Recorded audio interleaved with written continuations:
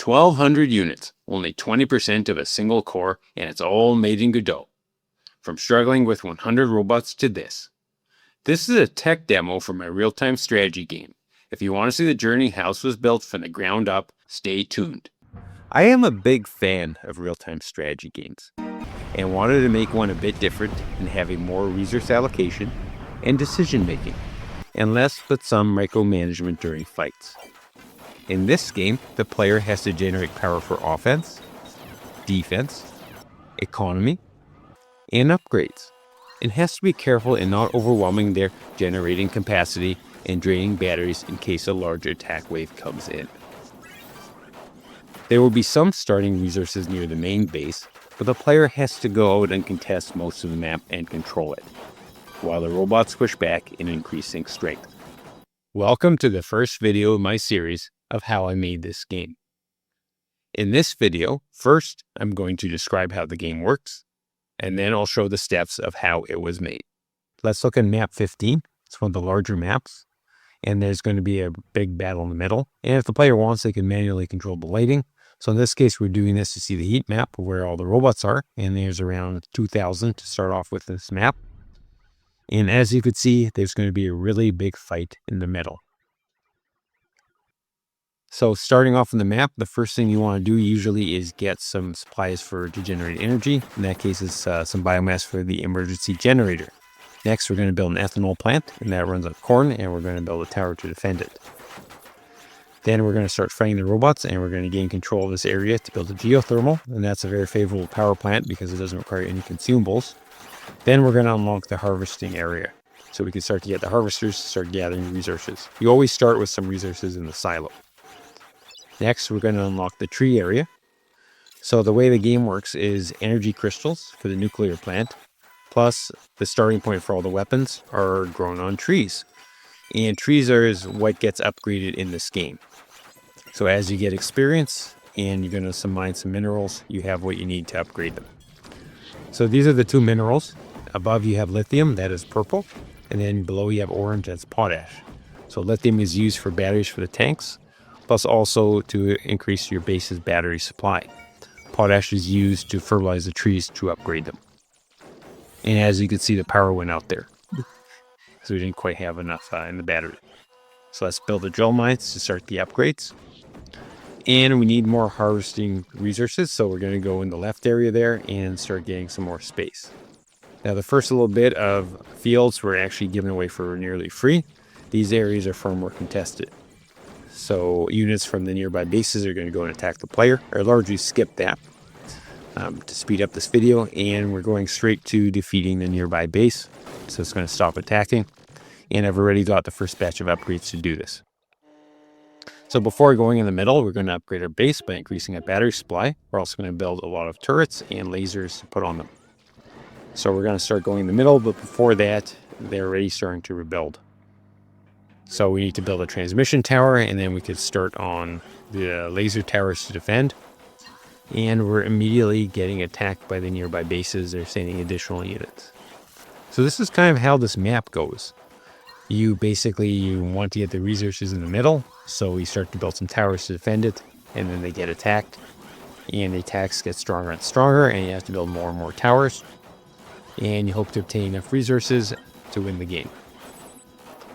Now, the way the game works is your units don't actually get destroyed, instead they get disabled and towed back to the recharge ports. And similarly, your buildings also do not get destroyed, they just get disabled, and you have to bring them back to life by shocking them with an ambulance. And the reason I did this is I felt it would be very frustrating to constantly be losing buildings and units, as do most RTSs, and in this game there's a lot of combat, so you would take a lot of losses. So I just felt like you should put a mechanism there to bring them back instead. And I'm upgrading my laser tree, so I'm going to start getting some better lasers. And now I'm going to the left area. There's a geothermal there, and I need more resources to harvest. And while that's happening, they're attacking the middle, so I have to go back and notice there's some disabled towers, some disabled buildings.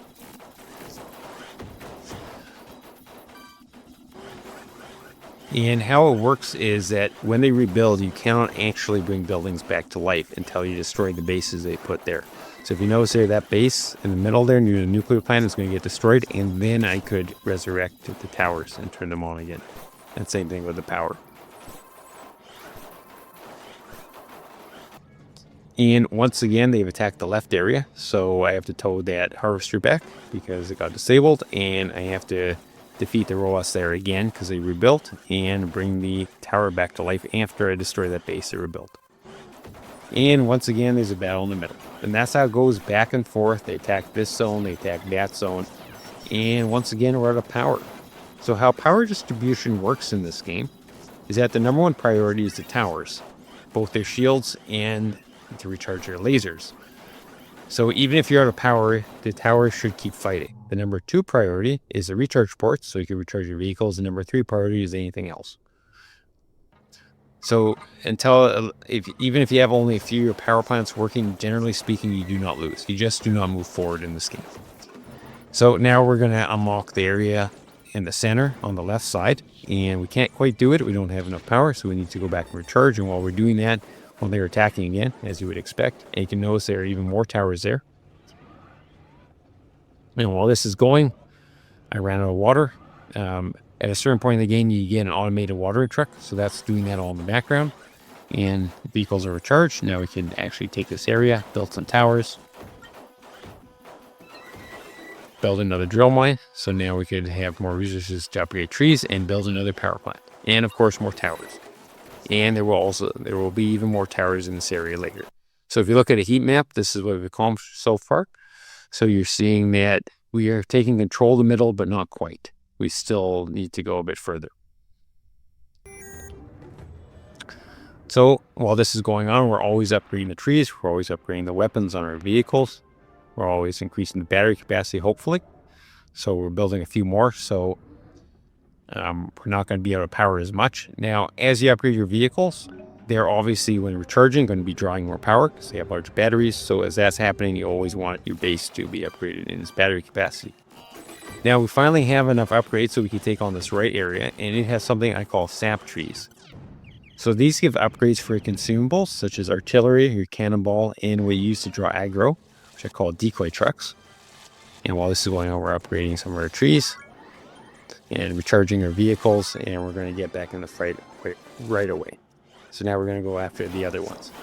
So as soon as we capture the area and start to water them, the trees become reactivated, and they start producing, in this case, sap for the upgrades.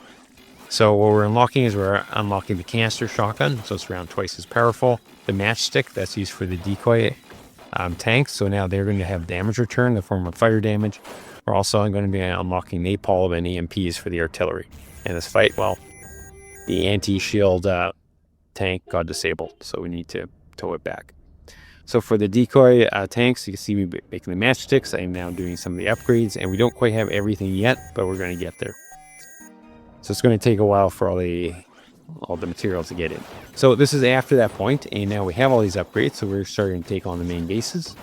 In this case, I don't quite have what I need to do it yet. I could go after the other ones, but I need to go back and recharge, and while that's happening, I'm getting attacked, and I don't have all my tanks ready. They're currently recharging, so that's why I saw some of them fight. So now everything's recharged, and now we can take on the base. We have what we need. And it's going to be quite the fight, and they should be getting help from nearby support bases.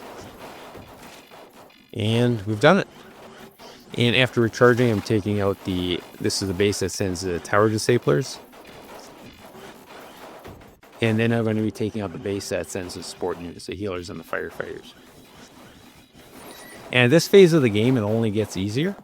So rather than having this phase go for too long, what I do is I keep giving free upgrades in terms of instant upgrades, and just to make it go faster. And they did disable the middle again. So this is moving forward a bit. I've destroyed every base except the last one, which is the strongest one, and I'm building the last batch of consumables so we can take it on. And there it is. So first off, we're going after the other defenses, and then we go after the main base, and it's going to get some of the helpers nearby, but there's no support bases left. So the fight isn't actually going to be too challenging. And that's it. The game is won.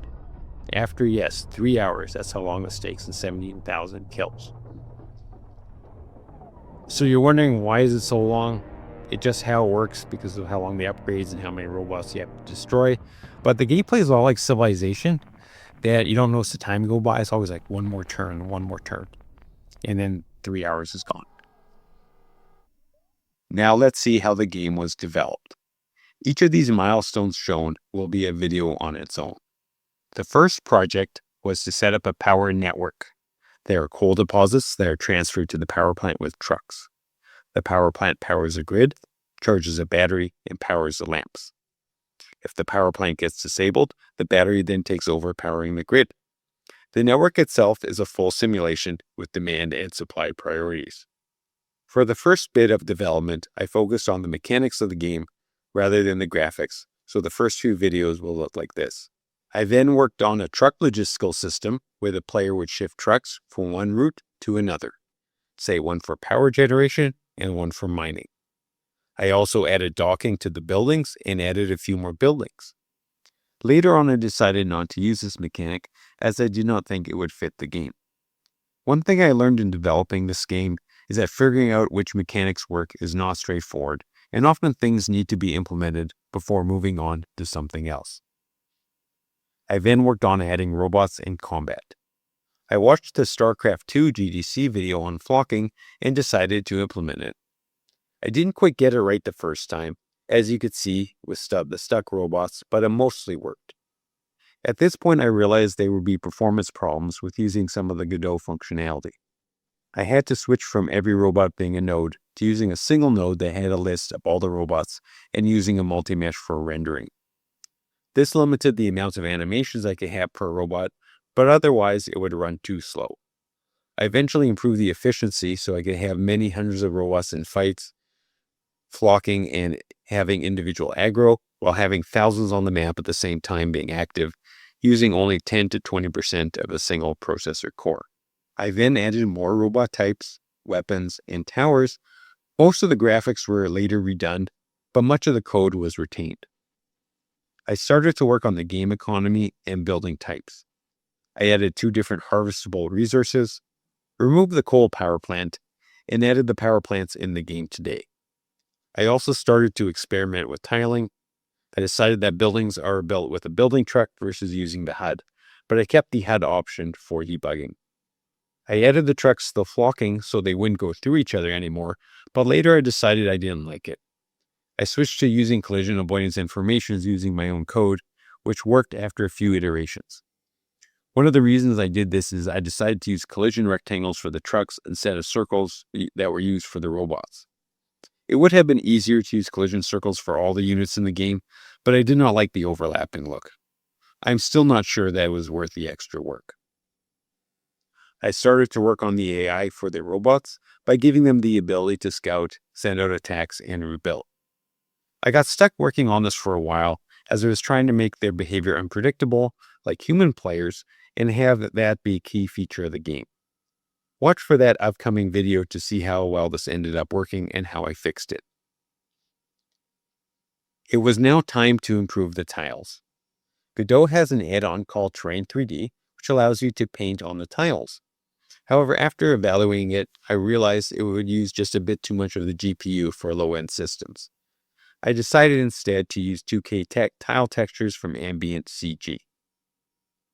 Next, I had to make dividers for the map.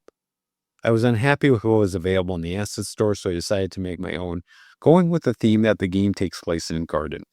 The garden would go from brown to green as the player progressed in the map. I used a shader trick to make the plants change color along with the ground texture. And of course, since everything in the game is glow in the dark, it also has to be glow in the dark. One last thing I wanted to add before working on the maps was adding fog of war. My idea was having lamps in the game, and as the player progressed, the lamps would turn on. One way of doing this is having the lamps covered by light moths, and the player would then destroy the moths to light up the lamp. I thought it was interesting, but having a lot of omni lights in the game versus a single directional light can be expensive for the GPU, and also might mess around with the shadows. So even though I implemented it, I later decided not to use it in the game. Finally, it was time to make maps. After many months of working on it, I finally figured out the map making formula and produced a map I liked. And then I had to go back and improve all the previous ones I made. That story takes several videos. So why make this video and a video series? With no game development experience, I relied on YouTube videos to learn Godot. I am grateful to all the people out there that made videos. I do not think I could have made this game without it. Those videos were instructive to learn how to interface to the game engine. However, when it came to developing the mechanics, the physics, and how to design maps, I had to learn this myself, step by step, often doing things at least twice if not more to get it right. So I decided to contribute by making a video series showing this process. Although the videos are made in hindsight, I have a complete development log, plus I am able to restore backups to show the exact state of the game at different points in time. These videos are not really tutorial. I do not spend that much time on each topic, and there are already good tutorials out there. But if you're looking to see how a game is made, from start to finish, step by step, with no previous knowledge, this video series is for you. So stay tuned, there are many more videos to come. Like and subscribe, and thanks for watching.